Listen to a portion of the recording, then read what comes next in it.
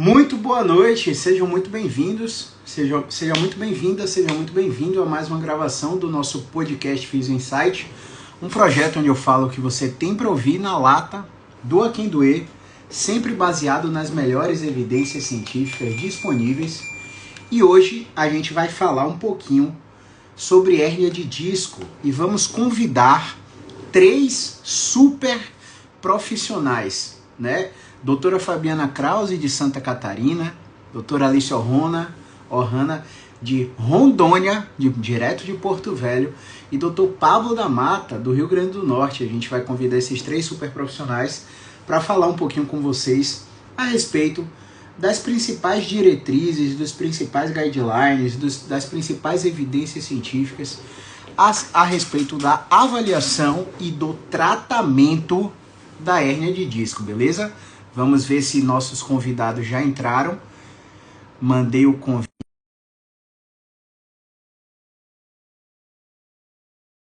Entraram. Mandei o convite aí para a doutora Fabiana. Vamos ver se doutora Alice já entrou. Será que a doutora Alice já entrou? Vamos ver aqui. Grande Pablo, você me escuta? Sim, escuto, Caio. Me ouve bem? Tudo certo aqui. Bom te ver, meu amigo. Vamos esperar aí para ver se Prazer. Fabiana entra. Fabiana, você me escuta? Escuto, e vocês? Tudo certo. Dá para ouvir? Como é que tá esse ciclone, esse tornado por aí, Fabiana?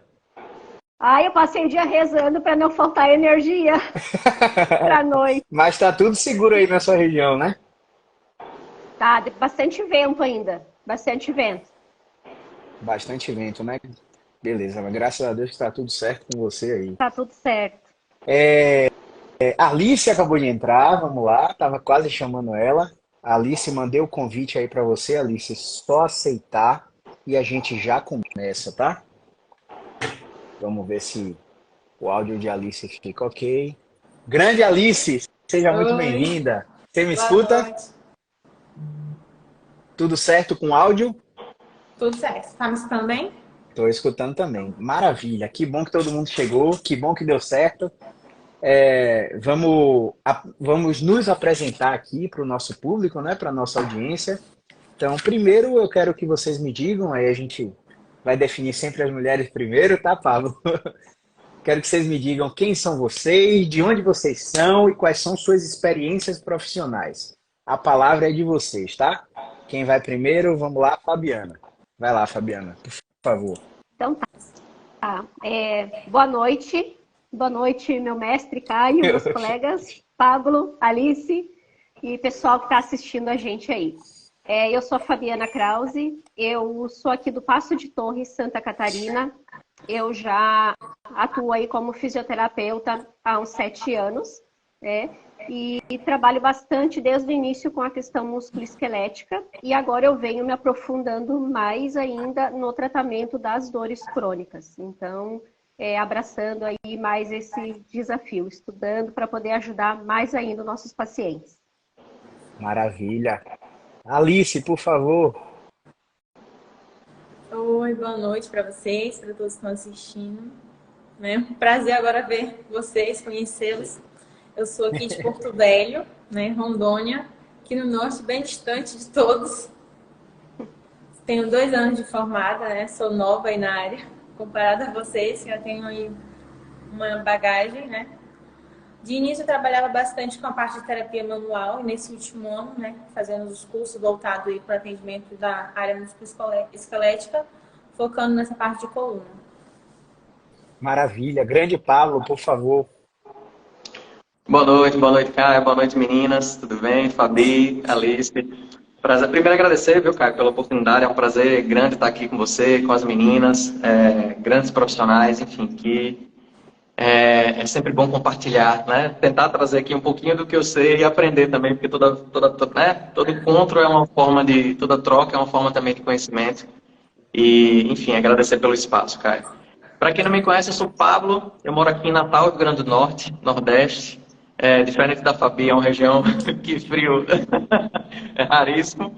Eu tenho 8 anos de vida profissional e sempre gostei mais da parte também de tratamento da dor e nos últimos anos tenho me especializado também e concentrado minha atuação profissional toda em cima de dor musculoesquelética e principalmente abordagem de dor crônica. Maravilha. Todo mundo me escuta? Ou travou só para mim ou para vocês também? Ou é a minha internet que tá mal? Aqui tá tranquilo para mim. Pra mim tá tranquilo. Tô ouvindo bem. Acho que o da Fabiana tá travando. Foi Tá travando eu que demais. travei? Travou. Aqui tá para mim tá fluindo aqui, Falando cara. do Caio da Fabiana. Pera aí. Sou eu que tô travado ou é o Pablo? Eu tô. Pra mim, Pablo, travou a volta. Fabiana e você. Pronto, Eu beleza. tô vendo, Então, tô vendo todos e ouvindo todos. Também. pronto, perfeito. Então vamos nessa. Ossos do ofício, né? Sempre que a gente faz uma live tem esses percalços, mas a gente vai adaptando. Se a trava de alguém falar, eu vou levantar a mão para parar. Se a fala de alguém travar, eu vou levantar a mão para parar e vocês trocarem o Wi-Fi por 5G, 5G por Wi-Fi. Isso aí vai funcionando bem sempre nas lives, tá? Então, eu que tenho que agradecer a vocês por terem me dado essa disponibilidade de agenda, acreditarem no projeto, de estarem dentro do programa e estarem de prontidão, né? O Pablo a primeira vez não deu certo, mas agora o Pablo está aí e vocês estarem sempre interagindo dentro da comunidade. Para quem não me conhece, eu sou Caio César, sou fisioterapeuta, trabalho há 9 anos com tratamento da dor e tenho o prazer de guiar esses profissionais aí pelo país na abordagem que a gente usa em dor crônica, tá? Então, como hoje o assunto é hérnia de disco, o Pablo vai começar falando para leigos e para profissionais, tá? Sempre vocês tentam mesclar uma mensagem para colegas e uma mensagem principalmente para os pacientes. O que é, de fato, esse diacho, como diz aqui na Bahia, de hérnia de disco, Pablo? Explica aí para o pessoal, por favor. Então, vamos lá. Hérnia de disco é um termo que a gente usa para descrever uma estrutura que sai do seu local de origem. Então, por exemplo, quando a gente tem uma hérnia umbilical, é algo saindo aqui da região do intestino, né, intestinal, e quando é na coluna, é o disco que sai do seu local de origem. E por que isso acontece? Quando a gente vai visualizar nossa coluna vertebral, a gente vai ter lá as vértebras e entre elas vão ter os discos. Esses discos, ao decorrer das nossas vidas, ao longo do tempo, e é importante que se ressalte isso, vão passar por um processo degenerativo, que a gente classifica como um processo degenerativo. E por que é importante se ressaltar que isso ocorre ao decorrer das nossas vidas? Porque é um processo que a gente classifica como fisiológico. Ou seja, é inevitável, é um processo que a gente vai viver ao longo das nossas vidas, independente de qualquer coisa. Assim como a pele vai criando rugas, o cabelo vai ficando branco com o decorrer do tempo, a nossa coluna também passa por um processo de envelhecimento natural. E como todo processo de envelhecimento, não existe nada na medicina, né, e nada criado ainda pela humanidade que consiga frear o processo de envelhecimento do corpo.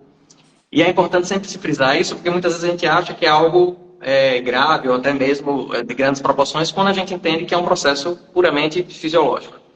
Então, esse processo degenerativo ele vai acontecer independente se você é secretária, se você é advogado, dentista, vendedor, se você trabalha muito tempo em pé, se você trabalha muito tempo sentado. A gente vai passar por isso, querendo ou não. E aí, quando essa degeneração, esse processo degenerativo chega a graus mais avançados, a gente tem a formação da hérnia de disco. E a gente meio que divide essa hérnia em graus. A gente tem etapas de grau, digamos assim, e antes dela a gente tem essas classificações. Então a gente vai ter a degeneração discal, a gente vai ter o abalamento discal, a gente vai ter a protusão discal e, por fim, a hérnia de disco extrusa propriamente dita. Todos aqueles termos e nomes feios que geralmente aparecem nos exames de imagem que a gente se submete no dia a dia, na nossa rotina, ressonância magnética, enfim. Entendi. Alice, tem algo a complementar nessa definição que o Pablo deu? Concorda com tudo? Discorda de alguma coisa? Acrescenta algo? Não, concordo com ele mesmo. Acho que ele fala tudo completo. Maravilha. Fabiana? É uma questão ali que eu acho interessante ressaltar, é que existem pessoas aí que vão passar pelo criança, adolescente, adulto jovem, idoso, e elas podem ter uma hérnia assim, elas vão passar pela vida, vão morrer de outra coisa, mas nunca essa hérnia pode dar algum sintoma, né? Então, isso é interessante a gente pensar, né? Que mesmo a gente tendo uma hérnia, ela talvez seja sintomática uma vida inteira, né? Só complementando ali. Isso aí. Enquanto sua definição, Pablo, com maestria aí, eu colocaria só que existe ainda um nível maior do que a hérnia de disco extrusa, maior no sentido de gravidade, que é a hérnia de disco sequestrada, onde um fragmento do núcleo discal herniado, ele se rompe, né, e fica como se fosse um corpo livre ali dentro da coluna, do canal medular. E é importante falar isso também porque se a gente pensar nessa delimitação pela definição do que é hérnia e ver lá no exame de imagem, olha, o Caio me ensinou que abaulamento é o início, da degeneração avançou, a protusão já avançou, mas a hérnia já é muito grave. E a gente sabe, né, que as evidências trazem que quanto maior é a hérnia, maior é a chance do sistema imunológico atacar aquele fragmento e defender o nosso corpo disso. Tá? Então, bem legal essa definição para ressaltar para o pessoal. Fabiana, por favor, um paciente com hérnia, uma pessoa que tem hérnia de disco, quais são os impactos funcionais que ele pode ter? Explica para o pessoal um pouquinho. Então, assim, antes de falar diretamente no funcionalmente, né, o que pode acontecer, eu vou destacar um pouquinho alguns sintomas, né, para que o pessoal aí possa ir fazendo essa relação, né. Então, a hérnia verdadeira, depois a gente vai explicar um pouquinho essas diferenças, né. A hérnia verdadeira, ela vai trazer, então, uma dor muitas vezes grau 10, incapacitante, né, outras vezes uma dor não tão grande. Essa dor, ela tem uma característica que ela vai da coluna lombar e ela vai descer pela perna, ela vai ultrapassar o joelho, indo até o pé. E se tratando aí de uma hérnia, daqui a pouco, cervical, que é no pescoço, essa dor, ela desce pelos membros superiores, então ela vai no ombro, ela vai no braço, ela vai abaixo do cotovelo, ela vai nas mãos, né? Então, alguns sintomas vão ser uma dor em fisgada, em choque, em queimação. Esse paciente ele pode ter perda de força, ele vai ter, de repente, uma alteração de sensibilidade.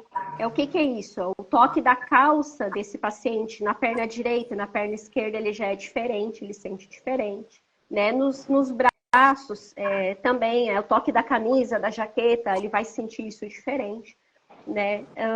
Questão de alterações neurológicas, que a gente chama, esse paciente, então, daqui a pouco ele deita de barriga para cima, ele não consegue erguer a perna esticada, né? Então, por quê? Porque vai parecer que tem um fio que está sendo esticado na perna dele e a dor ela é lancinante, tá? Então, esses são alguns sintomas ali, por quê? Para a gente poder correlacionar com o impacto funcional, né? Porque pensa, uma pessoa com um tipo de dor dessa, né?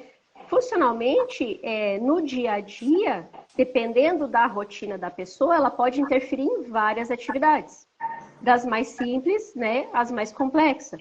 Então, esse paciente vai ter dificuldade para caminhar, ele vai mancar, ele não vai conseguir juntar um objeto do chão, ele vai ter dificuldade para subir e descer uma escada, para parar de pé, né, o equilíbrio dele para tomar um banho, erguer os braços para lavar o cabelo. Que mais?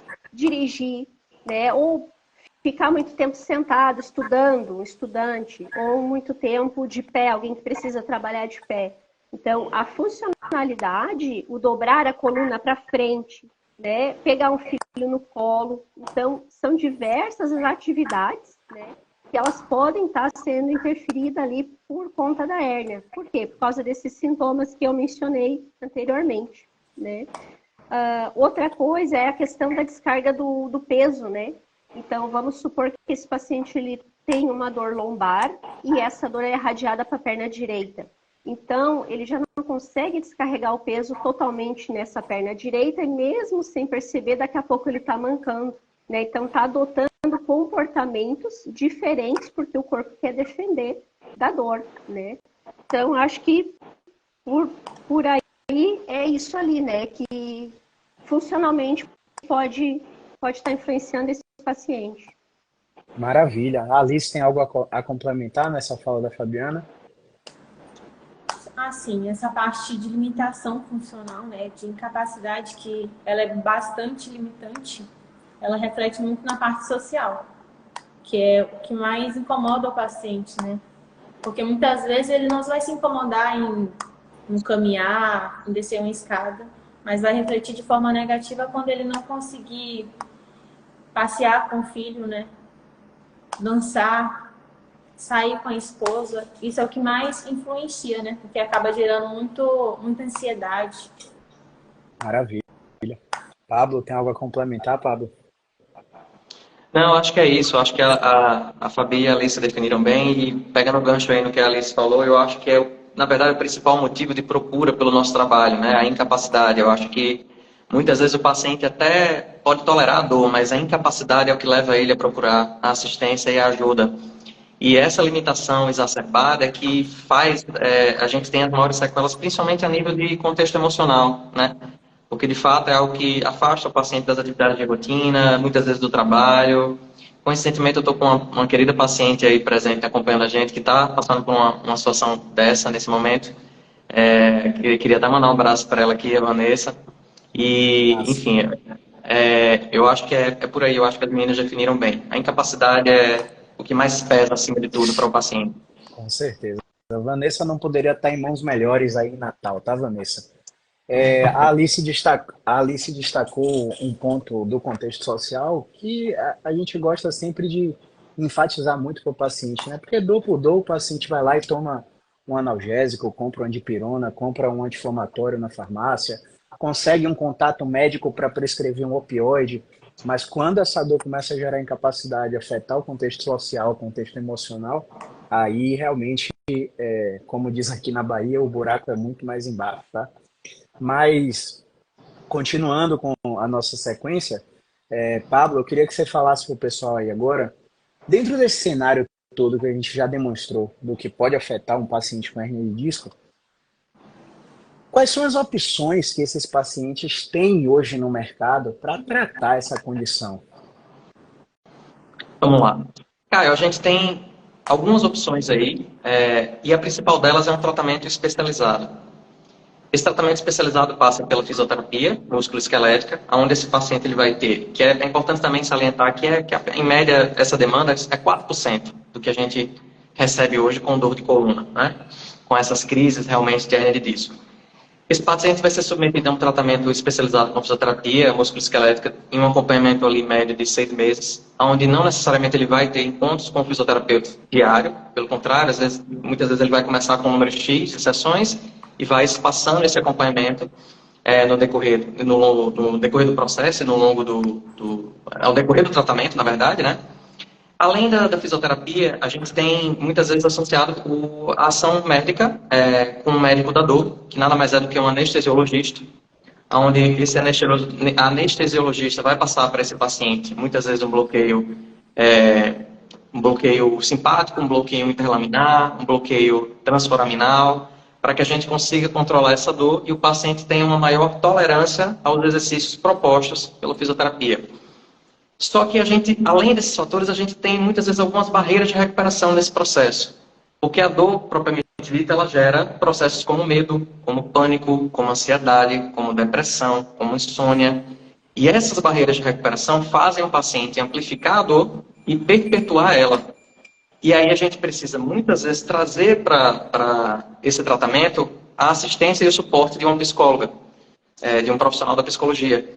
Preferencialmente especializado em TCC, que a gente define como terapia cognitiva comportamental, que é a área da psicologia e uma abordagem mais efetiva possível para esse tipo de contexto clínico, para que a gente consiga fazer, associada à psicologia, associada ao tratamento médico e associada à fisioterapia durante esse processo de 6 meses, a gente conseguir ter uma resposta mais efetiva possível, o paciente reduzir ingestão medicamentosa, reduzir frequência de crises de dor, diminuir essa dor, controlar melhor essa dor e ele ter, acima de tudo, mais qualidade de vida. Maravilha. Pegando esse gancho, né? Que coisa linda que Pablo falou sobre o que a gente tem disponível para os pacientes com hérnia, né? Mas, Fábio, fala aí, qual é o tratamento, quais são os tratamentos fisioterapêuticos antigos né, para hernia de disco, e quais são os tratamentos antigos no mercado. Não necessariamente antigos, mas que acabam não tendo tanta evidência científica e a gente vê que tem muito paciente que ainda... Fabiana, meu Deus, eu já tentei tudo para essa hérnia. Que foi que a senhora tentou? Ô, doutora, eu tentei X, Y, Z e você vai vendo que nenhuma das tentativas era baseada em evidência. Conta um pouquinho pro pessoal sobre isso.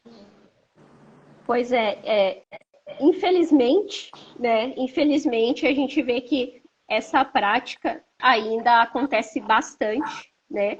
Por profissionais da saúde, não só fisioterapeutas, né? Mas profissionais da saúde como um todo, utilizando e também orientando os pacientes a fazer, né?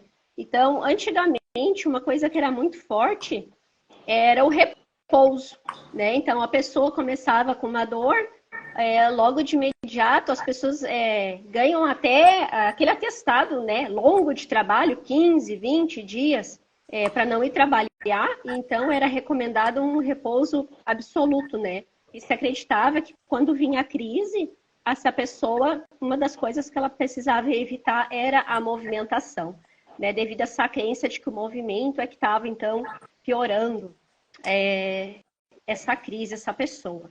Né? Então, antigamente, e por profissionais aí que infelizmente não estão atualizados, não estão se atualizando, né? A maioria dos tratamentos era baseado em práticas passivas. Então, o que é isso, gente, passivo, né? São aqueles tratamentos onde que o paciente ele não participa, né, do andamento, né? Ele não tem uma parte de educação em dor, ele não tem uma parte de orientação para saber o que está acontecendo com ele. Ele simplesmente deita numa maca, né? E vai recebendo técnicas ou aparelhos. Então, aparelhos muito comuns, né? O TENS, que é a eletroestimulação, né, transcutânea. Os pacientes conhecem como choquinho, aí vocês vão já entender o que eu estou falando. Então, o choquinho, né? A pessoa chega, deita lá, mostra onde que é o local da dor, colocava os eletrodos e vá 30, 40 minutos só deitado, fazendo esse tipo de terapia. Outros que o pessoal vai conhecer pelo calorzinho, né? Quem é paciente, que é aquela lâmpada vermelha com o infravermelho, né? Outros aparelhos ainda, o ultrassom, que é o do gelzinho, né? O ultrassom fazia lá ou no pescoço, na região da dor, ou lá na coluna lombar, né? E sem falar em alguns tipos de alongamento, né? Que eu ainda vejo bastante prescrição, né? Então, são alongamentos gerais, globais, principalmente alongando a parte dos isquios tibiais, né? Que é aquela parte posterior da perna, e que hoje a gente sabe que é um alongamento que na crise ele pode piorar demais o paciente, porque, de novo, a gente está pegando o nosso nervo, a nossa estrutura e esticando, né? Sendo que o paciente está numa crise aguda. Então, basicamente isso. Outros ainda, massagem, né, liberações musculares, miofaciais. Então, tudo isso que eu citei, né, eu acho que uma palavra que define a questão do antigamente é a questão do passivo, né? Em nenhuma dessas técnicas o paciente ele compreende o que está acontecendo com ele e ele não participa, né, das técnicas, das manobras, ele não se envolve. Ele deita e espera que algo aconteça. E, infelizmente, já é comprovado hoje, né, que não vai acontecer. Esse não é o tratamento mais indicado, não é o tratamento correto. Entendi, maravilha. Alice, por favor, explica para o pessoal o que é um tratamento fisioterapêutico moderno, quais são os tratamentos que a gente tem que, de fato, podem ajudar esses pacientes. Como a Fabi falou, né? Antigamente seria usado esses tratamentos, né? Que não é tão antigo, porque ainda hoje a gente vê muitas clínicas, muitos lugares que ainda utilizam essas técnicas passivas, né? Que já mostram, né? Muitos estudos mostram que elas não surtem um efeito, né? São efeitos momentâneos, né? Que dura ali 24 horas, que você sai bem ou não, né? Que muitos pacientes falam que sai pior da fisioterapia e acabam desistindo, né? Ou chegam pra gente falando que não quer mais fisioterapia, né? Que já tentou a fisioterapia. mas que tipo de fisioterapia que você fez, né? Porque hoje o que a ciência nos diz, né, o que muitos estudos falam, que o tratamento, né, para dor, para hérnia de disco, ele é baseado em movimento, né?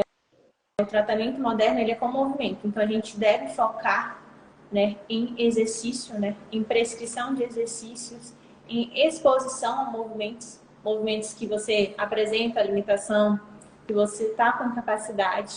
Então, a gente precisa encorajar o paciente a fazer esses exercícios, esses movimentos, né, movimentos de alívio da dor.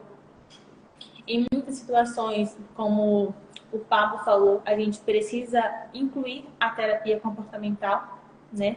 Porque o paciente ele tem muito medo, acaba que ele não consegue se encorajar, né? Não consegue enfrentar a dor, não se encoraja a participar da fisioterapia, de fazer movimento, de se movimentar. Por isso que muitas vezes ele acaba aceitando essas técnicas mais paliativas, né? Porque ele tá com medo, ele tá com dor, então ele não quer fazer exercício. Então, para ele, muitas vezes vai ser mais viável aceitar o choquinho, aceitar ficar deitado, aceitar fazer o alongamento.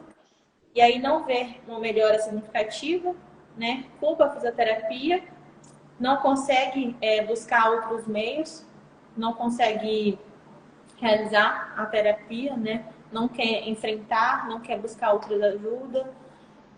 Às vezes o paciente costuma chegar e a gente quer apresentar, né, essa nova fisioterapia e ele já não quer mais aceitar por conta de outros métodos que já foi utilizado, que não consegue mais acreditar. Como também é importante, por isso que é importante a parte da educação em dor, né? O paciente entender o que ele tem, entender o que fazer, o que não fazer, né? O que funciona. Entender também o que vai influenciar na dor, né? O medo, o estresse, o tipo de trabalho, a ansiedade. Maravilha. Pablo, tem alguma coisa para complementar na fala brilhante de Alice aí? Não, não, cara. A Alice resumiu bem. É exatamente isso aí. Fabiana, É isso mesmo, concordo. Concordo maravilha. total. Eu quero aproveitar o que vocês falaram, tá? O que a Fábio falou em relação a tratamento passivo. Diferenciar para vocês que são pacientes, tratamento passivo e ativo, basicamente, você sempre recebe alguma coisa de algum terapeuta e não participa do processo. Deitou e recebeu uma massagem, uma liberação, uma ventosa, umas agulhinhas, uma quiropraxia, uma osteopatia. Tudo isso vai ter um efeito a curto prazo, de 72 horas, e depois seu problema vai voltar e você vai dispensar recursos financeiros infinitos ao terapeuta. E o tratamento ativo, você participa do processo. Através de uma conversa, você entende o que está acontecendo e o seu cérebro começa a modular a dor. Através de uma prescrição de exercício específica, seu corpo começa a mandar a informação para o sistema nervoso, ó, eu preciso mexer isso aqui, portanto, se adapte, e essa adaptação começa a acontecer. Por que é ruim os tratamentos passivos? Porque o seu corpo vai entrar num processo que a gente chama de lipossubstituição. O que você tem de músculo começa a virar gordura, isso é evidenciado, inclusive, nos exames de imagem. E quanto mais gordura você tem, e isso não é aspecto estético não, tá? É interno, musculatura profunda lá da coluna. Quanto mais gordura você tem menos função muscular, menos função articular. Isso faz com que a musculatura entre em sobrecarga, comece a tensionar mais, e aí você entra num ciclo vicioso. Em relação à fala muito boa da doutora Alice, o paciente ele aceita o passivo porque fez exercício e sentiu dor e não quer fazer exercício. Como isso é lógico, né? Mas tem um processo que a gente brinca na fisioterapia, na psicologia, chamado dissonância cognitiva. Eu não estou me mexendo porque doeu enquanto eu me mexo. Só que aí eu paro de me mexer, mas continua doendo. Eu tive a crise tirando a mala do carro. Pô, eu tirei a crise levantando do sofá. Mas quando foi a mala do carro, eu parei de pegar peso. Quando foi o sofá, eu não parei de usar meu sofá. No máximo, eu troquei o sofá, mas eu não parei de usar. Você ressignificou, você acreditou que aquele sofá é mais confortável. Aquele colchão, aquele travesseiro, você acredita que é melhor porque você comprou agora. Mas com o passar do tempo, ele vai se tornar igual ao anterior que você trocou. Então, quando o paciente vê que ele está evitando e não está melhorando, ele começa a abrir a janela de flexibilidade mental para aderir às nossas sugestões, né? Que é aquela sugestão de, ó, vamos se mexer de uma maneira diferente. Você não já tentou isso? Não está na hora de tentar uma outra coisa? Se eu fizer isso também, provavelmente vai dar no mesmo. Então aí a comunicação do terapeuta entra de uma forma imprescindível, tá? Alguém quer colocar alguma coisa nessa minha fala? Não. Fábio, Alice.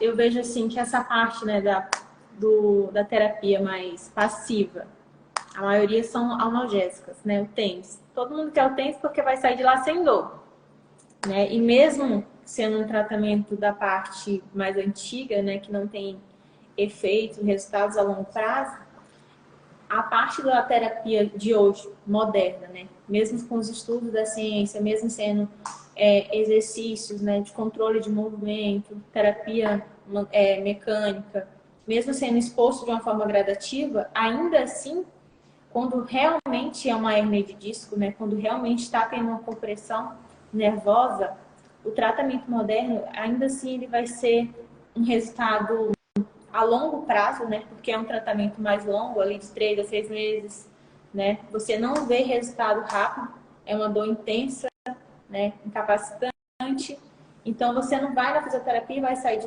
sem dor. Você sai sem dor quando é o analgésico, quando é o TENS, mas são melhoras momentâneas, que a longo prazo não vai surtir efeito nenhum, né? A longo prazo você fica até sem dor, porém vai continuar com as limitações, vai continuar com a incapacidade, né? Vai deixando, e aí fica aquelas sequelas crônicas que a pessoa coloca na cabeça que é por conta da hérnia, mas não é por conta da hérnia, né? É por conta que você deixou de praticar atividade física, parou de se movimentar. E os colaterais também das medicações, né? Do nada o paciente pode evoluir com sangramento gastrointestinal, azia, gastrite, refluxo. Quando é antidepressivo, então, enfim. Tá, vamos lá. Pablo, dentro desse cenário, fala um pouquinho para o pessoal. Toda hérnia de disco, ela é cirúrgica? Diferencia esse processo aí para a galera entender. Não, toda hernia de disco não é cirúrgica, na verdade, pouquíssimas delas são. E a cirurgia hoje é rara, a necessidade dela é muito rara. A gente tem, a grande maioria dos pacientes vão ter uma melhora significativa em até 12 semanas. Só fechar aqui. Cachorrinhos aqui latindo. A maioria dos pacientes vão ter uma resposta significativa em até 12 semanas. Então, há um consenso geral hoje de que tratamento cirúrgico, intervenção cirúrgica, só após tratamento conservador, porque a gente já tem hoje validado cientificamente, por meio de estudos, que a melhora, os benefícios a médio e longo prazo do tratamento conservador comparado ao tratamento cirúrgico, eles são basicamente os mesmos e não há ganho maior da cirurgia em relação a essa média de tempo e prazo. Então, a pergunta que você faz é, por que submeter o paciente a uma condição que é uma intervenção cirúrgica de alta complexidade, envolvendo uma coluna, e de possíveis complicações de um pós-operatório também complexo, se existe um caminho por meio do tratamento conservador, onde ele não vai submeter a um terço desse processo e ter as mesmas respostas que ele teria fazendo a intervenção, né? Então, além disso, a gente tem como indicador hoje, até já iniciado e abordado pelo Caio aí, que boa parte dessas hérnias são reabsorvidas pelo corpo. Em média, 80% são reabsorvidas pelo corpo e a gente já sabe também que quanto maior a hérnia, maior é a chance de reabsorção. Então, eu costumo dizer que a dor ela é um péssimo conselheiro, porque dói muito, o paciente quer resolver aquilo da forma mais breve possível, só que quando a gente não tem presença de uma bandeira vermelha, explicando aqui para os pacientes, para as pessoas que não são da área, enfim, bandeira vermelha que a gente diz são condições específicas que a gente associa a algo grave associado ao seu quadro. Então, muitas vezes um processo infeccioso, muitas vezes um tumor, muitas vezes uma fratura, ou muitas vezes uma sequela neurológica significativa, como perda de força progressiva nas pernas, como perda de urina, perda fecal, enfim, perda do controle urinário, do controle de bexiga, intestino, enfim. Essas condições, quando não são existentes e atreladas ao quadro clínico do paciente, o tratamento sem cirurgia vai ser sempre o melhor caminho e a melhor opção para esses casos e esse perfil de paciente, que, repito, é a maioria que chega para a gente. Pouquíssimos realmente chegam em quadros como esse que eu relatei aqui e que precisam de uma intervenção cirúrgica. Maravilha. O que é que você acha disso aí, doutora Fabiana? Até para pegando um gancho aí, né, Pablo? Às vezes a gente já atendia, assim, já tive essa experiência com pacientes que tinham muito poder aquisitivo, né? E olhando somente para a dor, esse paciente ele quer ficar sem a dor, né? E essa minha paciente em específico, por motivo A e B, que não era dinheiro para fazer essa cirurgia, eu acho que não tinha um médico disponível, na época ela acabou não fazendo a cirurgia, né? Que eu já tinha orientado ela, vamos fazer o tratamento conservador. E aí eu orientei ela a questão do bloqueio, né? Ela fez o bloqueio. No primeiro, ela já teve muito sucesso.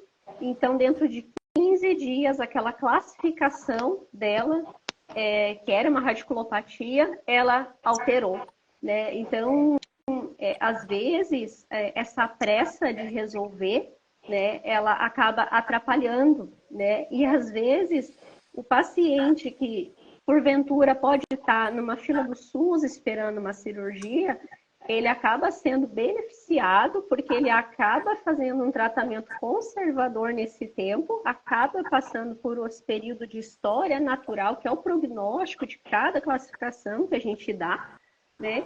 E acaba tendo sucesso sem precisar de uma intervenção cirúrgica, né? Porque eu sempre falo para os meus pacientes, quando a gente fala de cirurgia, a gente está falando de um pré-cirúrgico, a gente está falando de anestesia, nós estamos falando não só do tempo e do dinheiro de fazer uma cirurgia, mas também de um pós-operatório, de um bom acompanhamento fisioterapêutico também no pós-operatório. Então, a gente não pode olhar só para aquele ato em si da cirurgia, vou fazer a cirurgia, estou livre, estou curado de tudo, né? Então, só colocando aí um pouquinho dessa experiência. O que é que a doutora Alice acha disso aí?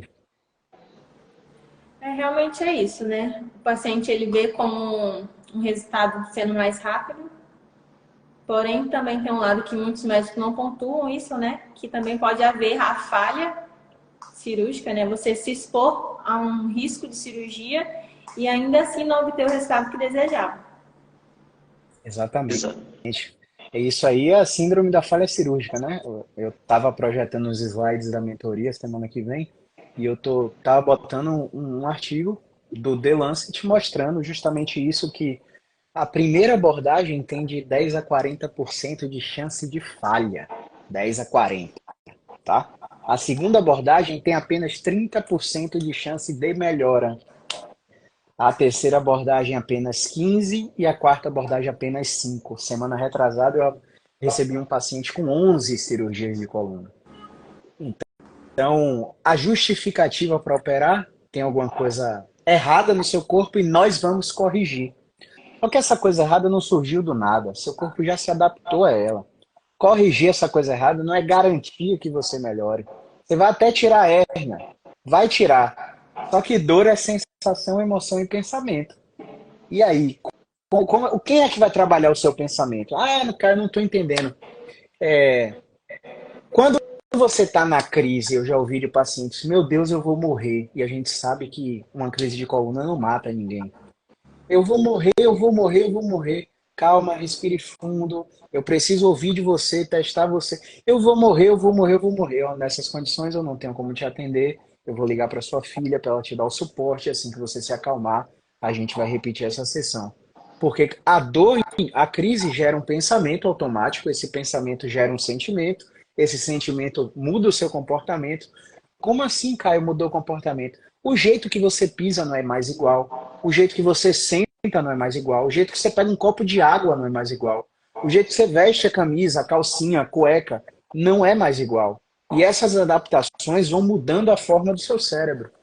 E aí você entra em evitação, com mais medo, mais incapacidade. Será que esse paciente tem isolamento social?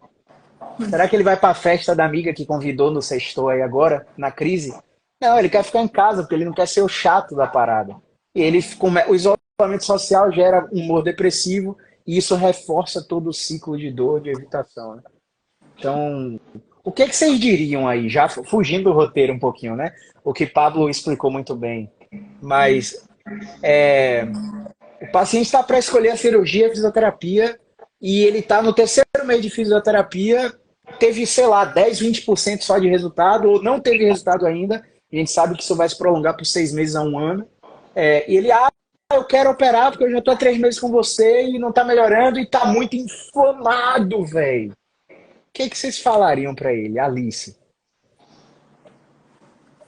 Eu explicaria, né, essa parte da falha cirúrgica, e além disso, né, mesmo ele, após a cirurgia, a melhora que vai ter com a cirurgia é de dor, né? Porém, vai continuar com todas as limitações, todas as incapacidades, né? Mesmo após a cirurgia, ainda assim vai ter que fazer a parte da fisioterapia, né, para ajudar nessa parte de funcional. Então, por que não tentar, né, primeiro, ainda assim, a fisioterapia, né? Pablo, o que é que você diria para esse paciente? Na verdade, o que eu sempre passo para o paciente é o tratamento conservador, ele vai ser realizado com ou sem cirurgia. Se submeter à fisioterapia, ele vai ter que se submeter de toda forma. Então, por que não tentar, diante desse cenário, diante do que a ciência mostra para a gente, de que em até 6 meses a probabilidade desse paciente ter uma melhora efetiva com o tratamento conservador são altas, e quando a gente compara a médio e longo prazo, a gente não vai ter um benefício maior da cirurgia, por exemplo, para uma intervenção que ele vai ter que submeter de toda forma em algum momento, né? Então, eu sempre tento trazer para o paciente essa condição. E, principalmente, esse contexto todo que a Fabi trouxe aí muito bem. Quando a gente fala de uma cirurgia de coluna, não é uma unha encravado, né? A gente está submetendo a um processo de intervenção numa coluna vertebral que, mesmo o paciente leigo, sabe que é uma cirurgia de alta complexidade. E que você está mexendo com uma área muito sensível e perigosa, digamos assim, né? Então, não é um procedimento cirúrgico que qualquer pessoa vai tranquila. Pode até existir pessoas que submetam isso de forma mais amena, mas a maioria delas vai com um contexto emocional já muito pesado, se submeter a um processo como esse. Tanto de medo, de ansiedade, de pânico, e tudo isso por si só contribui para que o problema só amplifique e a gente tenha uma resposta ainda menos positiva com a intervenção cirúrgica, né? Maravilha.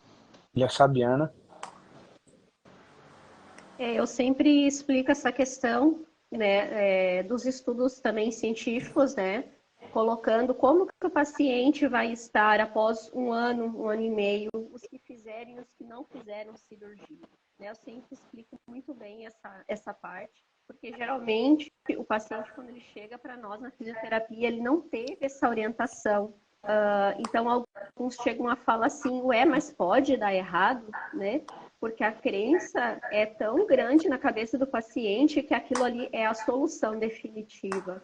Então, eu acho que explicar isso muito bem e estar muito com o paciente, né? A gente tem que estar muito junto com o paciente, porque por vezes não é em um atendimento, às vezes no nosso segundo atendimento, no nosso terceiro atendimento, a gente precisa estar reforçando isso, apoiando as escolhas do paciente, né? Porque a gente não pode, a gente tem que tentar que o paciente não desista dele, porque nós podemos fazer todas as orientações, só que a decisão final sempre é do paciente, né? Quando o tratamento ele entra 3 meses, 4 meses, quando a gente explica isso que o Pablo falou, que ele é de um ano esse prognóstico, né? Mas que, contudo, esse paciente ele não vai precisar ver a gente toda semana, 3 vezes por semana, aquela receitinha de bolo, não é nada disso, a gente explica que tem um espaçamento adequado, né? Então, o paciente começa a entender.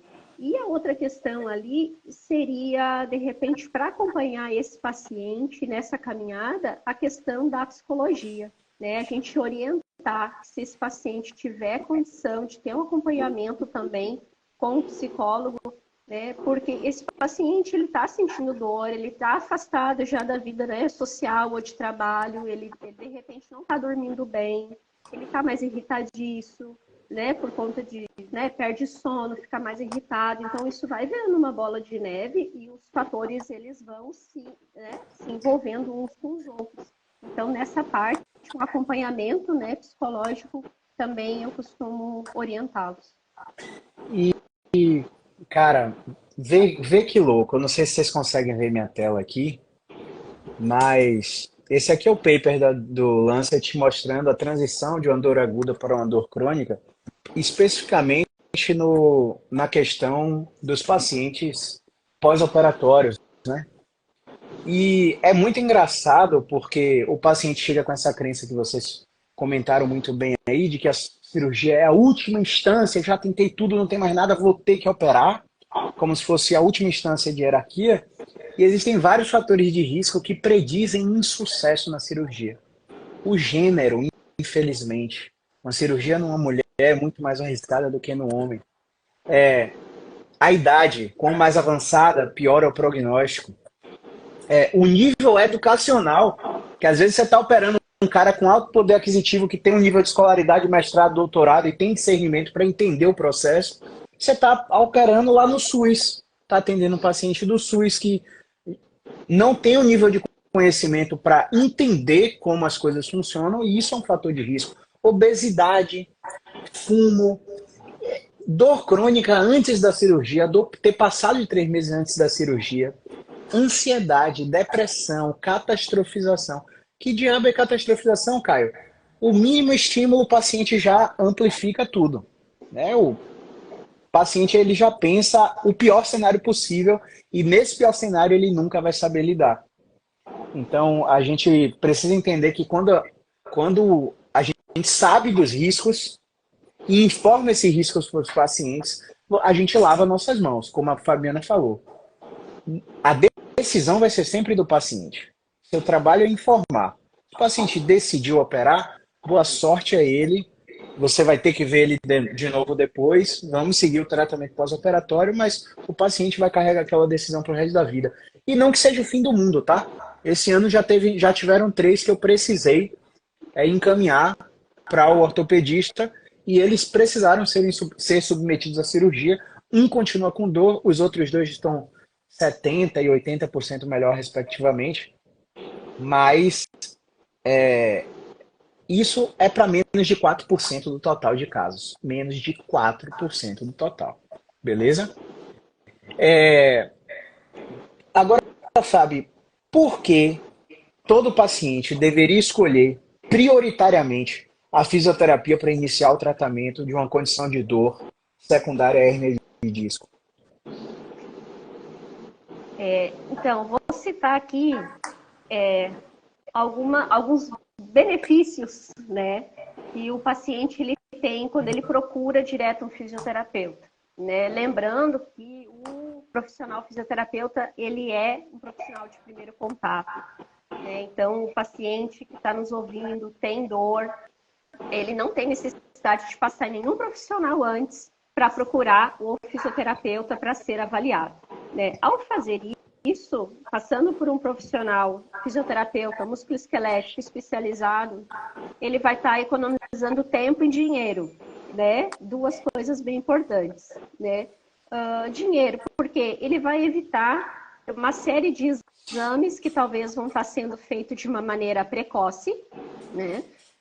Antes dessa avaliação. Ele vai estar evitando já a ingesta de várias medicações, porque muitas vezes sai comprando medicamento, não toma um só, toma vários, ele se automedica, né? E por quê? Oi. Travou? Aqui tá normal para mim. Para mim tá normal. Quem travou foi eu? Foi. Foi tu, Caio. Tá, beleza. Troquei aqui já. Voltei? Voltou. Pronto, beleza. Fábio estava falando por que o paciente deveria escolher a fisioterapia prioritariamente, falou da economia de dinheiro e estava explicando por que, aí depois eu não ouvi mais nada. Isso. Então, economia de dinheiro, de tempo, porque exames são caros, né? Então, ele vai evitar de ser submetido a exames de forma precoce. Ele vai estar evitando de ser exposto à própria cirurgia de forma precoce, né? Que talvez fazer uma cirurgia só por conta da dor, E quando eu falo só por conta da dor, não é menosprezando, né, a dor do paciente, mas que existem outros critérios aí que são cirúrgicos. Então, não é somente a dor ou o grau de dor que vai determinar se o paciente precisa de cirurgia ou não, né? Então, quando esse paciente ele procura primeiro o fisioterapeuta ele tem sim condição de fazer toda uma avaliação completa, né? Então, se o paciente não teve trauma, uma queda, um acidente, vai passar por essa avaliação, que é histórica e é de movimentos. Então, o fisioterapeuta vai avaliar perdas de movimento, vai tentar afastar ao máximo as questões das doenças graves, que o Pablo já explicou, que são as red flags, né? Vai estar fazendo avaliação neurológica, força muscular, sensibilidade, reflexo. Tá? Então, todos esses exames, toda essa primeira avaliação, com isso a gente já consegue, sem a necessidade de exame de imagem, colocar uma classificação para esse paciente. E nessa avaliação a gente já consegue também entender se a gente precisa de um exame complementar, tá? Então, isso agiliza muito o processo, né? Porque às vezes o paciente vai primeiro para a emergência com muita dor, vai tomar injeção, vai para casa, não vai melhorar. Então, olha o tempo que essa pessoa já vai estando com dor, né? Isso que ele já estava com dor antes de procurar a emergência, aí há uns 15 dias, né? Então, vai estar se automedicando. Depois, ele vai passar por um médico, né? Provavelmente, o médico vai pedir um exame de imagem, né? Então, até então, ele ainda está com dor. Então, acredito que o fisioterapeuta, ele consegue agilizar muito esse processo, né? Porque chegando depois do exame de imagem, da consulta médica, talvez ou não, né, vai ser encaminhado para fisioterapia. Então, o paciente com dor, ele vai igual ser encaminhado para uma fisioterapia. Então, por que já não iniciar tendo uma orientação correta e uma avaliação dos movimentos, né? Que é o que difere muito da avaliação da imagem, porque ela é uma foto parada. Enquanto que a avaliação do fisioterapeuta, ela é uma avaliação dos movimentos da pessoa, como aquela pessoa está se sentindo, o que é difícil para ela, né? Maravilha. Outra coisa só complementando que eu esqueci de falar, a consulta com o fisioterapeuta também evita que a pessoa fique perdida na internet, procurando diversas informações, escutando os vizinhos, escutando a familiares, né? E isso, infelizmente, deixa nossos pacientes muito confusos, porque pegam muitas informações. E isso acaba deixando ele confuso, com mais medo, mais preocupado, e isso vai interferir no processo de recuperação dele mais tarde. Maravilha. Dentro desse cenário, pessoal, de hérnia de disco, tem uma consequência muito comum chamada ciatalgia, né? Uma dessas hérnias podem gerar uma síndrome radicular e fazer com que a dor lombar desça em direção à coxa e perna com sensações de dormência, formigamento, choque, agulhada, queimação. É o que a gente chama de ciática. Aí, Alice, eu queria saber de você, essa diferenciação, toda ciática, toda hérnia de disco causa dor ciática, o que é uma ciática verdadeira, o que é uma ciática falsa, como é a sua experiência clínica em Rondônia nesse aspecto? Explica um pouquinho pra gente. Acho que para todos os pacientes, né, para todos nós que pegamos o paciente, ele já vem com esse pré-diagnóstico aí definido, né, com essa crença enraizada que é uma dor ciática, né, porque a maioria das dores lombares irradia para a perna, e aí ele já vê na internet diagnóstico, né, meu nervo ciático está pinçado, meu nervo ciático está inflamado, ou então quando já fez o exame de imagem, né, se define que é a hérnia que está comprimindo o nervo. E realmente, né, a imagem não nega, você realmente tem a hérnia de disco, né, o exame não vai mentir, porém a hérnia de disco é o processo natural de envelhecimento. Porém, a gente usa esse termo aí de compressão verdadeira e falsa, né?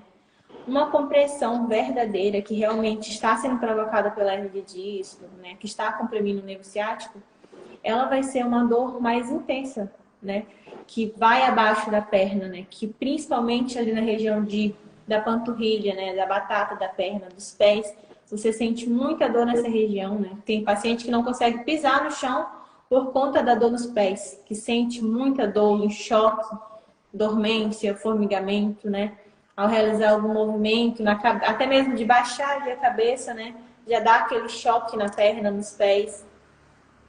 Além disso, se realmente for uma compressão verdadeira, o paciente vai apresentar dormência, o formigamento, vai apresentar dificuldade para ficar nas pontas dos pés, na ponta do calcanhar, vai apresentar a perda de força, né? Tá andando e sente que a perna vai falhar, que vai cair.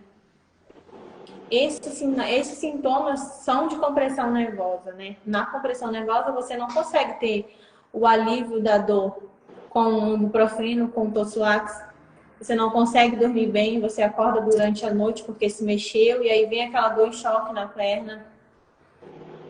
Isso aí. Fora isso, a dor na perna ela é superior à dor na lombar, né? Muitas vezes o paciente nem sente a dor na região lombar, o que mais incomoda é a dor na perna, né?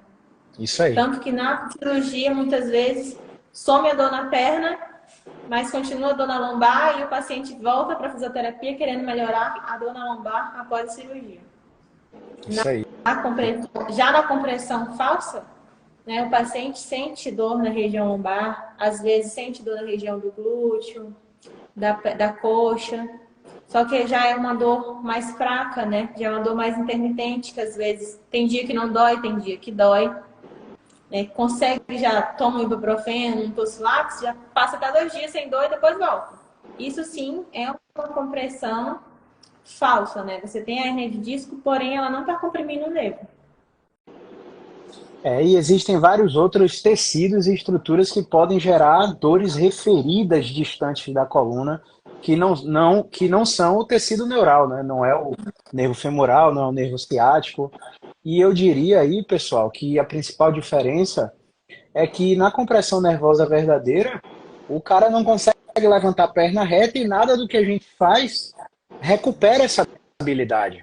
Essa habilidade só vai começar a ser recuperada lá na 6ª, 8ª, 12ª semana. E na compressão falsa, o cara tá completamente travado, você bota uma estratégia de movimento, o cara, uau, meu Deus, você é meu herói, eu tô melhor 70%, já tô levantando minha perna, já tô jogando o braço lá atrás. Ou seja, o sinal era de compressão, mas o movimento modificou aquilo. Então, o poder que a gente tem com movimentos específicos é muito grande. E Alice, complementa aí a sua fala explicando para o pessoal qual que é a importância do exame de imagem nesse processo. Endossa aí tudo que a gente vem falando. O exame de imagem ele não vai ter, assim como se fala, uma importância tão grande, né? Porque nós, fisioterapeutas, vamos ter a capacidade de realizar testes, né? Teste provocativo, teste de movimento. Porém, né, nessa parte de uma ciática verdadeira, é muito difícil a gente ter esse primeiro contato com o paciente. Então, geralmente, ele já vai vir com o exame de imagem, né? Já vai vir assim com a pré-indicação cirúrgica, já vai vir com crenças. Então, o exame de imagem, não importa se lá tem 3 hérnias, se tem 2 hérnias, se está comprimindo ou não. O que importa vai ser os seus sintomas. Isso vai interferir no nosso tratamento. O paciente quer fazer o exame de imagem muitas vezes, né, pensando que vai interferir em alguma coisa, mas não interfere. O exame de imagem ele não vai ser o guia para saber se a gente vai fazer tal técnica ou a outra, se vai demorar mais tempo, se não. Para o médico ele é importante porque ele vai ser um guia se vai precisar de cirurgia ou não, né, qual tipo de cirurgia vai ser melhor. Porém, para nós na fisioterapia ele não é tão importante assim, né? Tanto que o paciente muitas vezes começa o tratamento, vê melhora, já não sente mais dor e no final lá, quando tá chegando no fim do tratamento, até pergunta: então eu vou repetir o exame para ver se a hérnia já sumiu, né? Porque eu já tô sem dor, quero saber se a hérnia ainda tá lá. Muitas vezes você já fez o tratamento, já está sem dor, mas a hérnia vai continuar lá. Só some se o corpo reabsorver ou se realmente fizer uma cirurgia, porque ela faz parte do processo natural de envelhecimento. Então, não vai sumir assim com o tratamento fisioterapêutico, né? Eu quero bater muito nessa tecla aqui, pessoal, então vou pedir a opinião de todos vocês também. Porque eu entendo, depois de ter atendido mais de 7.000 pessoas em 9 anos de trajetória profissional, vendo sem sombra de dúvida, a maioria esmagadora dos meus pacientes são pacientes de coluna. Quando chega um joelho para a gente brincar, a gente fica até feliz. Eu enxergo que o exame de imagem precoce é um grande vilão. É um grande vilão. E eu queria saber qual é a opinião de Pablo e de Fabiana sobre isso na prática clínica de vocês também, além da opinião que a Alice já deu. Como é isso para você aí, Pablo? Então, eu costumo dizer muito que exame de imagem ele só é bem-vindo quando ele muda a conduta clínica, né? O que não acontece na maioria das vezes. A gente ter os achados que chegam diante daqueles exames não vão modificar a abordagem nem conduta clínica.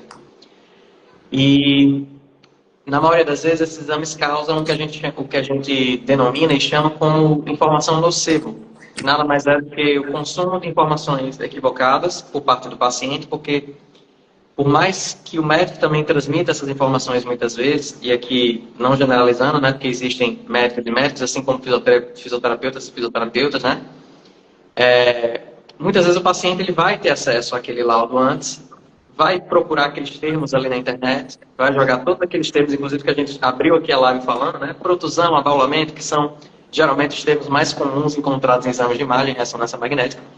E vai lá no Dr. Google e o Dr. Google vai dizer no mínimo que é alguma coisa ali para óbito, alguma coisa assim, mais acentuada e mais grave. Então, muitas vezes o paciente vai consumir essa informação e, claro, ele não tem obrigação nenhuma de ter conhecimento aprofundado acerca disso, porque não é da área ou alguma coisa do tipo. E aí ele vai interpretar aquilo ali como uma verdade absoluta e essa informação muitas vezes vai gerar uma cascata nele de sensações que podem provocar preocupação, medo, estresse, todos esses fatores que a gente já conhece bem e que também fazem parte do componente dor, né? Então, quando a gente para ver, não é bem-vindo na maioria dos casos, não vai nos nortear, não vai nos ajudar, como a gente já debateu aqui durante o decorrer da live, né? Em pouquíssimos casos desse exame de imagem vai ser bem-vindo, assim como a intervenção cirúrgica. Então, acho que é isso. Eu consegui resumir bem. Antes da Fábio falar, eu quero fazer só um adendo para vocês, pessoal que estão assistindo a gente. Tem um perfil sensacional de uma fisioterapeuta chamada Sara Lustosa. Ela é lá do Pará. Eu falei com ela aqui agora para ela compartilhar nos stories dela um vídeo sobre as proibições médicas depois do diagnóstico de hérnia de disco. E eu gostaria muito que todos vocês passassem lá depois da live para assistir esse vídeo que ela fez, porque ela tá parecendo uma atriz global fazendo esse vídeo. E é um vídeo super educativo e que quebra muitas crenças associadas a essas proibições que são mencionadas depois dos exames de imagem. Fábio, por favor, fala aí qual é a sua experiência com isso, como é que você enxerga o exame de imagem nessa prática clínica. Eu fico até assim chocada, né? Às vezes porque tem paciente que chega e diz assim, não, eu já venho há 5, 6 anos e eu faço ressonância magnética todo ano para ver como é que tá a minha hérnia, para ver como é que tá, né, a minha coluna, né? Então, aí tu pensa que em todo esse tempo esse paciente não teve nenhuma orientação, né, mais assertiva acerca disso. Então, o paciente está gastando lá 800, R$ 1.000 todo ano para tirar uma foto da coluna parado, que como já foi mencionado pelos colegas, né, isso não vai mudar o desfecho, ao passo que ele poderia estar investindo, então, realmente num tratamento de movimentação, né, com o fisioterapeuta, com o psicólogo, às vezes com o nutricionista, para mudar todo esse estilo de vida dele que vai estar relacionado com essa dor que ele sente, né? Porque tem uma coisa que eu entendo também, é assim, ó, se cada um de nós não está disposto a tratar aquilo que eu vou encontrar, também não adianta eu ficar pesquisando. Então, eu descobri que eu tenho uma dor, eu descobri que eu tenho uma hérnia, mas eu estou disposto a fazer o tratamento que é necessário. Então, isso também é uma reflexão que fica para cada um, né? E o exame de imagem, assim, lá na faculdade, o nome da disciplina que eu estudei era exames complementares. E eu gravei isso para mim, porque o exame ele é complementar ao exame clínico. Então, esse exame que nós mencionamos no início, reflexo, sensibilidade, força, perdas de movimento, isso são o exame clínico, né? E o exame de imagem ele vai complementar, né? Se necessário, né? E geralmente ele é necessário quando a gente tem a desconfiança, levanta aquela pulguinha atrás da orelha, deu uma doença grave, né? Então aí sim a gente vai contar com a ajuda do exame para nos nortear e também para não colocar jamais em risco, né, o nosso paciente. Eu gostaria que todo mundo que assiste a gente entendesse que para falar o que a gente fala aqui no mínimo ameaçador, vamos dizer assim, pelo menos da minha parte, porque a informação que eu passo para os pacientes a respeito dos exames de imagem é categórica e é brutalmente incisiva. Eu trabalhei em 3 grandes hospitais aqui em Salvador e todos eles tinham contrato com a multinacional de exame de imagem. E eu tenho colegas médicos que foram desligados desses serviços porque na rotina de uma emergência hospitalar, eles não pediam o exame de imagem. Porque quando o paciente entra numa emergência e prescreve-se um exame de imagem, a entrada é R$300 da admissão, mais 1.000 do exame. Se tiver contraste, sobe mais. Se for artrorressonância, sobe mais. Então o ticket de um cliente com crise de dor é muito maior se tiver imagem. Isso aumenta o faturamento do serviço. Isso é uma indústria, assim como os laboratórios farmacêuticos. Os médicos que prescrevem esses exames, eles ganham comissão. E, cara, é tão louco, porque existem estudos do... Esqueci agora a sigla da revista, mas é uma revista americana de reumatologia e neuroimagem. ACMR, eu acho. Eles pesquisas feitas por médicos que simplesmente mostraram que no caminho comum de quem tem uma crise de dor, se eu entro no serviço e recebo o exame de imagem, eu demoro para melhorar. E quem não recebe no primeiro contato, melhora mais rápido. E a única coisa de diferente no curso do tratamento é que um grupo fez exame e outro grupo não. O estudo da Julie Fritz, da American Physical Therapy Association, ela simplesmente traz que o caminho sem ressonância magnética tem um custo efetivo total ao longo de um ano de $2.700 a menos nos Estados Unidos. Hoje, os dados do último censo americano é de 638 bilhões ano gastos no sistema de saúde para tratar dor crônica. Então, quando a gente pega os estudos do Richard Dale, que é um grande pesquisador de exame de imagem, ele mostra o seguinte: se você é aidético, nos 20 últimos anos, você está vivendo melhor. Se você é um pneumopata ou doença pulmonar obstrutiva crônica, os últimos 20 anos você está vivendo muito melhor. Se você é um cardiopata, as últimas 2 décadas te beneficiaram demais. Mas quando você pega o maior estudo, o maior censo do mundo, que é o Global Burden of Disease, que é um estudo que basicamente testou 380 doenças em mais de 180 países, financiado pelo Instituto Bill e Melinda Gates. O estudo simplesmente é categórico. Há 20 anos atrás, dor lombar e cervical eram líderes do ranking. Eu tenho 2 décadas de avanço tecnológico em neuroimagem e nessas 2 décadas as pessoas estão vivendo pior, mesmo com a adição de muita tecnologia em 2 décadas. Então, assim, eu sou muito categórico mostrando basicamente uma aula para os pacientes sobre esses dados, porque eles têm a impressão que às vezes parece que é a gente que é fisioterapeuta brigando contra o médico para ganhar o paciente e pensar só no dinheiro, né? Só que quando o paciente faz esse caminho que eu citei aqui, eles voltam para a gente e voltam para a gente muito mais difíceis de serem tratados. Então, é a condição que o Pablo falou no início da live. A gente vai identificar o que você tem, vai excluir probabilidade de doença grave, vai diminuir essa probabilidade, vai tratar você. No curso do tratamento, a gente vai julgar a necessidade de você passar no anestesista ou no psicólogo e terminar o tratamento sem cirurgia. Hoje a gente tem dados que, se você seguir isso aí, você tem 88% de chance de melhora. Você pode olhar o prisma, 12% pode precisar de cirurgia. Ou você pode olhar pelo prisma que 88% melhoram nesse caminho aqui. E você pode falar o que a Alice falou muito bem, né? A falha cirúrgica. Você pode olhar a falha cirúrgica onde 46% dos pacientes continuam com dor mesmo após cirurgia. Então, sempre a escolha vai ser sua, sabe? A gente está aqui só para te mostrar o que é que a gente tem. Então, desculpe me alongar aí, tá? Então, se vocês tiverem algo a complementar, fiquem à vontade aí. E vamos seguir para o próximo trecho. Tudo bem aí, Alice? Tudo certo. Fabiana, tudo certo? Tudo certo.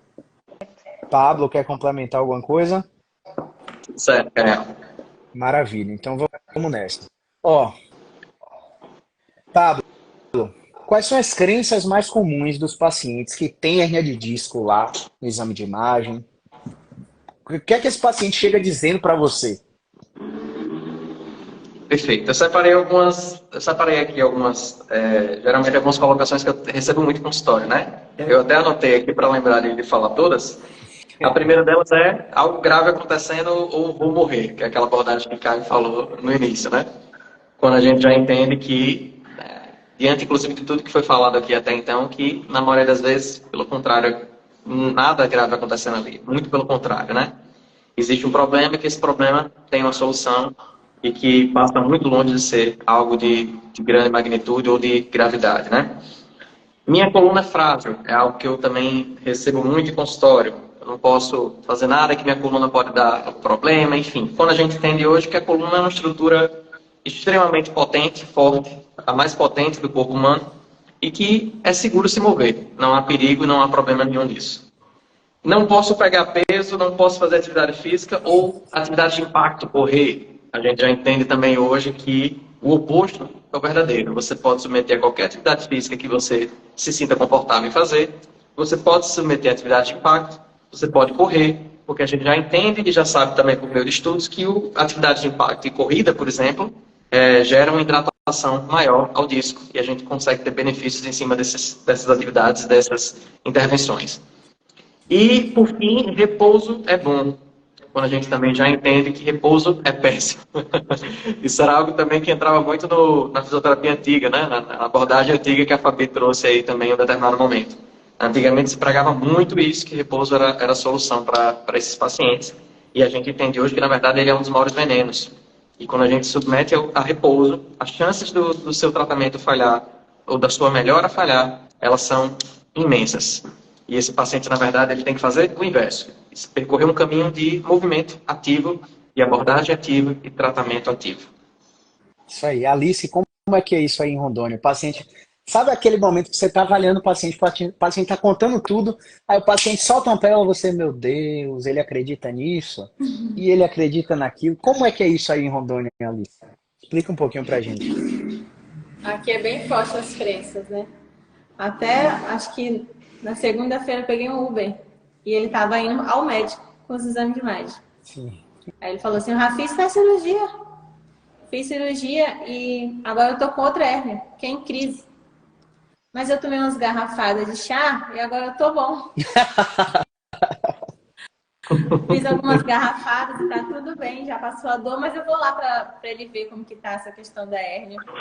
Né? Se a dor passou com garrafadas, será que realmente era uma hérnia de disco? Né? Conseguiu destravar com o chá? Imagina. A questão de colchão também, né? Os pacientes acreditam muito assim, ai, doutora, será que mesmo começando o tratamento, eles perguntam, né? É bom eu trocar o meu colchão? Porque quando eu durmo eu sinto muita dor. É bom trocar, né? Qual o melhor colchão que a senhora me indica? Até pede indicação. Imagine. Fabiana, como é aí em Santa Catarina? É parecido aí com o que os colegas comentaram. Muito medo do agachamento. muitas proibições em relação a... Não pode mais deitar de bruços, por exemplo, né? Muitas crenças, assim, do retorno ao esporte, né? Então, muitas vezes a gente trabalha com pacientes que eles faziam atividade física, atividade esportiva, e aí eles são proibidos, né, de fazer essa atividade física e fica com essa crença, né? E o pessoal pergunta muito assim, ó, acerca do exercício. Até eu estava explicando para uma paciente no início da semana sobre a questão dos exercícios só na água, né? Mas se a gente vive fora da água, então eu preciso te preparar para as coisas que tu vai fazer em terra, né? Eu expliquei para ela, tu vai caminhar, tu vai subir dessa escada, tu vai dançar. Então isso não é dentro d'água, né? Então pode fazer uma hidroginástica, uma natação, claro, é ótimo, maravilhoso, mas a gente precisa também trabalhar em terra, né? Então é um pouquinho aí das crenças, né, que a gente vai construindo e vai explicando para o pessoal. Eu tô esquecendo de uma cabulosa, mas quando eu lembrar, eu falo com vocês, né? Assim, gente, não é culpa de vocês acreditarem nisso. Vocês não têm obrigação nenhuma de saber essas coisas. Quem tem que estudar isso somos nós, profissionais da saúde. E o que tem que ficar claro para você que é paciente, que é seguidor, que está em tratamento fisioterapêutico, com um de nós quatro, ou com qualquer outro fisioterapeuta que não está aqui, é que não é uma questão entre classes profissionais. É uma questão de quem segue as pesquisas científicas e de quem não segue. Então, às vezes, é aquele conhecimento que é passado do bisavô para o avô, para a mãe, para o filho, para o neto, e você está propagando aquilo sem ao mínimo saber se aquilo foi testado. A questão de colchão, travesseiro. Por exemplo, eu atendi um paciente há uns 3 anos atrás, que ele é um advogado muito renomado aqui na cidade, e o escritório dele tem 4 poltronas. Todas elas são da Herman Miller. Se você botar aí na internet cadeira Herman Miller, você vai tomar um susto. Porque a cadeira basicamente é boa para tudo e é a mais confortável do mundo. E tem um valor que eu não quero nem citar para vocês. Troquei as 4 cadeiras lá do consultório, lá do escritório, não melhorei. Fui um fisioterapeuta ergonomista lá, corrigi a posição da cadeira, todas as posições e eu não melhorei. Eu avaliei esse paciente e esse paciente melhorou dobrando em pé com o pé na cadeira. Ele melhorou 70% na primeira sessão e ele fez 4 atendimentos em um mês e já sabe controlar a dor dele. E ele falou para mim assim no final, quer dizer que eu não precisava ter trocado aquela cadeira, Caio? Pois é, eu poderia ter cobrado o valor daquela cadeira para você, né? Aí ele deu risada. Então, às vezes, na maioria esmagadora das vezes, as coisas são muito mais simples do que parecem. Você só tem que estar aberto para ouvir uma outra opinião, porque toda história tem 2 lados. Não é só o que o médico fala, não é só o que a gente fala, não é só o que o psicólogo... Você tem que estar aberto para todas as possibilidades. E quando você for testar uma possibilidade, ficar naquela possibilidade até o final, nem que seja para dizer que não prestou. Porque o que acontece na maioria das vezes aqui em Salvador são pacientes que omitem que estão em outros tratamentos. E entenda que para nós 4 falar para você, saia desse tratamento e fique só comigo, tem um viés absurdo. A gente não pode falar isso para vocês. Por mais que vocês peçam para a gente falar. Não tem como a gente falar isso. E o que é que acontece quando você faz 2 tratamentos ao mesmo tempo? Às vezes o movimento que a Alice está prescrevendo aqui é totalmente diferente do que a Fabiana está prescrevendo e um está concorrendo com o outro e você não está saindo do lugar. Mas você está pagando 2 tratamentos para fazer porque você acha que mais é melhor. E nos quadros de hernia de disco, menos é mais. Sempre. Gravem isso na cabeça de vocês. Menos é sempre mais. Uma coisa de cada vez. Beleza? Fábio, 2 tópicozinhos para a gente finalizar, viu? Fala pra gente, para esse paciente, chegou para você e falou assim, doutora, mas eu operei e continuo com dor, e agora? O médico mandou operar de novo. Como é que você lida com essa situação? O que é que você explica ao paciente? Então, isso já tive essa experiência, assim, né? Mais de uma vez. do paciente que chega, só que o que acontece? A primeira coisa é que esse paciente, quando ele chegou para mim, eu acho que nem uma vez... Não, já peguei paciente antes e depois. Mas quando é mais difícil é quando você não avaliou esse paciente antes, né? Então ele chega de uma cirurgia e você não conhecia esse paciente antes, né? Então, a primeira coisa é assim, operei e continuo com dor, né?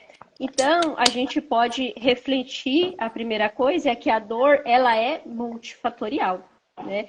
Então, não é só a questão mecânica lá que foi corrigida através da cirurgia que influencia na dor. Então, esse é um primeiro ponto a gente a refletir. O outro é assim, a gente não sabe qual eram as condições desse paciente antes de ser operado, né? Salvo se ele já era nosso paciente. Então, a primeira coisa que eu vou falar para esse paciente é, eu preciso te avaliar agora.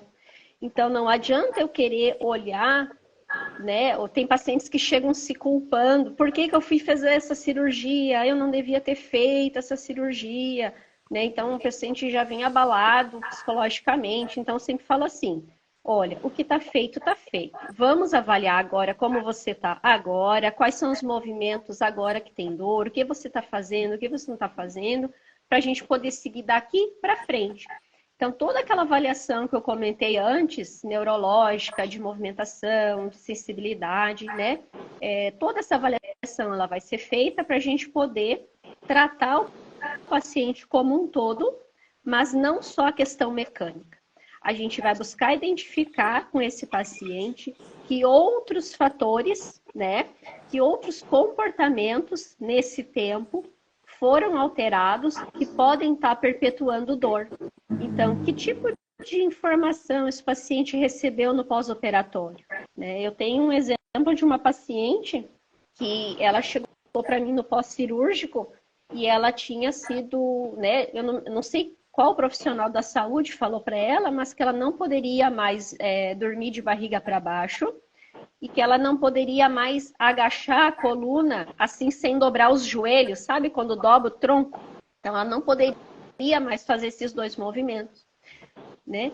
Então, imagina o comportamento dessa senhora, quanto que deve ter alterado, porque ela fazia tudo diferente do que ela fazia antes de operar, né? Então, quando o meu paciente chega, né, ainda com dor, eu digo, vamos começar como se fosse do zero, avaliar tudo, tentar identificar todos os fatores que pode estar influenciando nessa dor. Geralmente já é uma dor crônica, esse paciente já vinha com dor de muitos anos, né? E falando também da questão da síndrome da falha cirúrgica, né?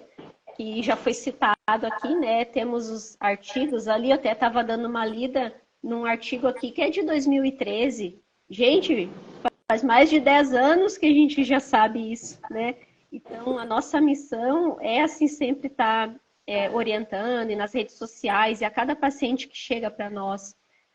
Por quê? Porque essas características, né, nesse estudo ainda fala características afetivas, cognitivas, que influenciam o comportamento, elas vão alterar a percepção de dor do paciente, né? Então, esses outros fatores, eles podem atuar diminuindo a percepção de dor, mas também aumentando a percepção de dor. Né? E o fisioterapeuta, por isso ele faz essa avaliação mais ampla. Não só da parte que dói, né? Mas como um todo. Isso aí, maravilha. Alice, tem algo a complementar, Alice? Não. Então, explica pra gente, por favor, Alice.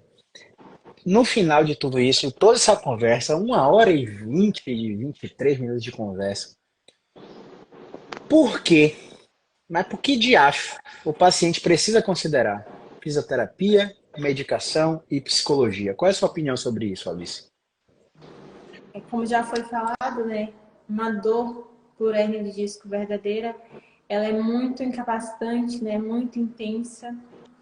Nessa parte de medicação, né? De médicos, cirurgias, a gente precisa, mesmo tendo uma fisioterapia com as técnicas mais modernas, mais eficazes, que dão resultados, muitas vezes a gente ainda vai precisar do auxílio do médico, né? Do auxílio da medicação para intervir com com o alívio da dor, né? Para que o paciente tolere a fisioterapia, né? Consiga se encorajar mais ao movimento, a se expor mais.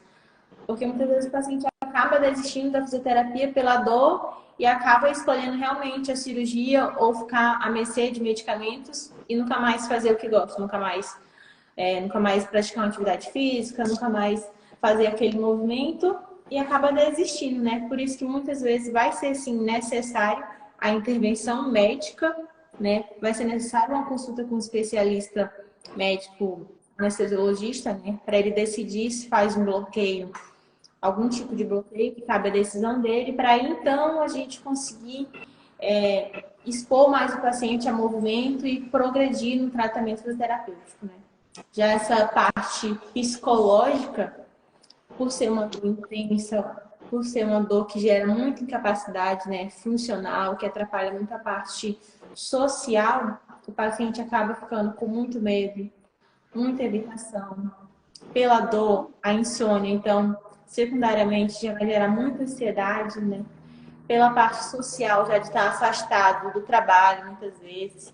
Não sai mais com os amigos, né? Não sai com a família, deixa de viajar, deixa de trabalhar, deixa de passear com os filhos. Gera muita ansiedade, muita depressão, muito isolamento, né? Para de praticar atividade física, para de se movimentar, perde muita massa muscular, então baixa a autoestima, principalmente das mulheres, né? Já tive paciente minha que chorava porque não ia mais para musculação e estava perdendo massa.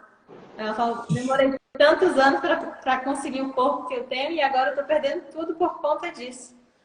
Então, de certa forma, tudo isso secundariamente causa muito influência na parte emocional, né? E assim, a gente muitas vezes vai precisar realmente do auxílio do psicólogo, né? Da terapia comportamental, para ajudar o paciente a se encorajar, né? Perder o medo, enfrentar a dor, se encorajar a realizar a fisioterapia. Isso aí. Pablo, tem algo para falar a respeito disso? Não, acho que é isso, Caio.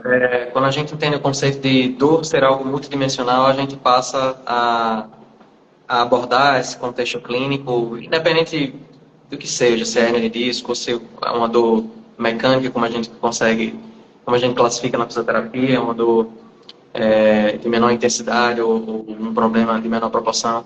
Mas eu acho que quando a gente entende que é necessário, se faz necessário hoje a integralidade, entender que é sensação, que é emoção, que o corpo físico muitas vezes apenas a ponta ali do iceberg, e que o profissional que só olha hoje para isso, ele está totalmente fadado ao fracasso. Não cabe mais a gente olhar a saúde e tratar alguém olhando só para o físico. A gente precisa olhar muito mais além do que isso. Isso é muito claro hoje.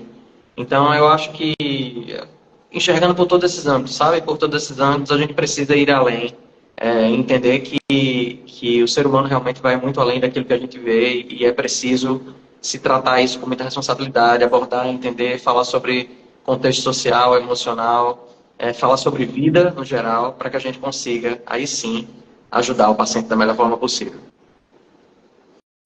Isso aí. Fabiana? Eu acho que é isso mesmo, concordo aí com a Alice, com o Pablo. O sucesso aí do tratamento, né? Ele é muito superior quando a gente não busca tratar uma coluna ou um joelho, a gente não busca tirar uma artrose com a mão, isso é impossível, mas a gente busca ali tratar e encaminhar um paciente, uma pessoa, um ser humano, né? E deixando claro que de forma alguma nós fisioterapeutas a gente quer virar psicólogo ou virar nutricionista, né? O que a gente quer é saber identificar, a gente busca identificar as outras necessidades para melhor orientar cada um, tá? E quando a gente coloca na nossa rede social lá, a gente tomando água, a gente comendo uma coisa saudável, é porque nós acreditamos nisso e queremos compartilhar isso, né?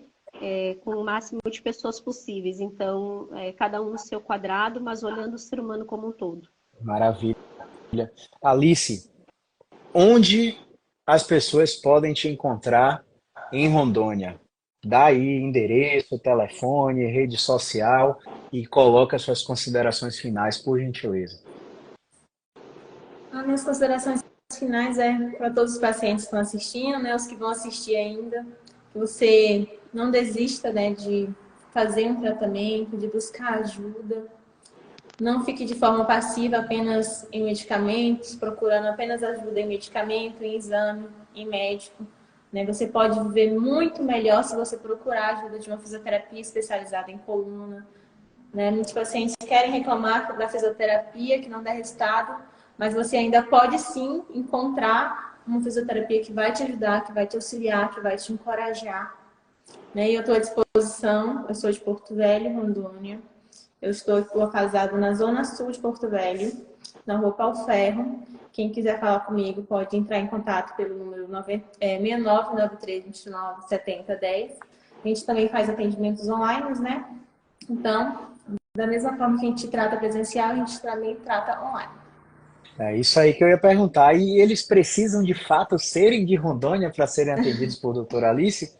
Com certeza não, né? Tudo que a gente falou aqui foi baseado em movimentação. Então, você está aqui comigo em uma chamada de vídeo, eu sentado na cadeira e eu consigo te ver do quadril para cima, eu consigo fazer com você a mesma coisa que como se você estivesse em consultório, tá? Então, o processo é 95% igual. Na minha prática clínica, só não é igual para idosos que têm risco de queda e para pacientes com tontura cervicogênica ou VPPB, cinetose e por aí vai. 2 grupinhos de pacientes são que obrigatoriamente são atendidos presencial.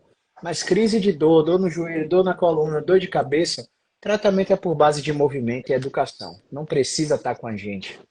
Pablo, considerações finais, como as pessoas podem te localizar? Certo. Queria agradecer de antemão, Caio, mais uma vez pela oportunidade, as colegas, Fabi, Alice, enfim, foi um prazer enorme, gigantesco estar aqui, aprender com vocês, acima de tudo, contribuir um pouquinho com um pouquinho do que eu sei. E agradecer aos pacientes que estão aqui presentes. Eu estou com algumas pessoas aqui, alguns pacientes queridos aqui presentes acompanhando, em especial a Vanessa, que está aqui até agora, acompanhando a gente também. Está vivendo uma condição como essa que a gente trouxe aqui, incapacitante. Dizer para ela, deixar um abraço especial para ela, dizer que eu acredito muito na recuperação dela e que as coisas vão dar certo no final, que ela é muito forte, ela é guerreira. E aqui em Natal, as pessoas podem me encontrar, eu atendo tanto em consultório quanto a domicílio, no atendimento presencial, né? Consultório na Zona Sul de Natal, um bairro aqui chamado Candelária, o consultório, e domicílio praticamente toda Natal, e online no Brasil inteiro, como a gente abordou aqui. Fabiana, por favor, considerações finais e onde o pessoal pode te encontrar. Então, eu quero agradecer muito esse momento, né, estar com vocês, aprendendo, compartilhando, contando um pouco aí das nossas experiências, do nosso dia a dia. É muito bom, sempre, né? Então, obrigado, Caio, obrigado, colegas, Pablo, Alice, muito bom mesmo. E eu atendo também de forma presencial e online. Presencial aqui no Paço de Torres, em Santa Catarina, tá? No edifício Gênesis, fica no centro, no Espaço Mente Ativa, onde além de fisioterapia tem outros serviços também da área da saúde, né?